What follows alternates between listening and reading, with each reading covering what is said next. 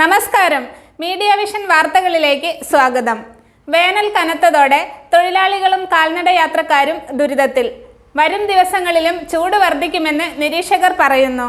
പേരാമ്പ്രയിൽ നിന്നുള്ള ഒരു റിപ്പോർട്ട്. വേനൽ ചൂട് കനത്തതോടെ നാടും നടുങ്ങുന്നു. ജനങ്ങളെയും ജീവജാലങ്ങളെയും ഒരുപോലെ പ്രതിസന്ധിയിലാക്കിക്കൊണ്ടിരിക്കുകയാണ് വേനൽ ചൂട്.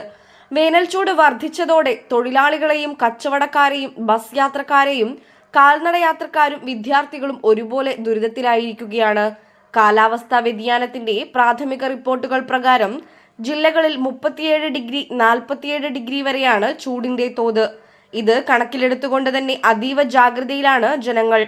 വരും മാസങ്ങളിൽ ചൂടിന്റെ തോത് ഇനിയും വർദ്ധിച്ചേക്കുമെന്നാണ് കാലാവസ്ഥാ നിരീക്ഷകർ പറയുന്നത്.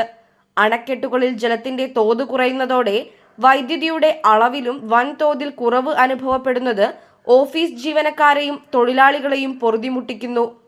അന്നന്നത്തെ അത്താണിക്ക് വക കണ്ടെത്തുന്നവർക്കാണ് വേനൽ ചൂട് ഏറ്റവും ദുരിതമാവുന്നത്.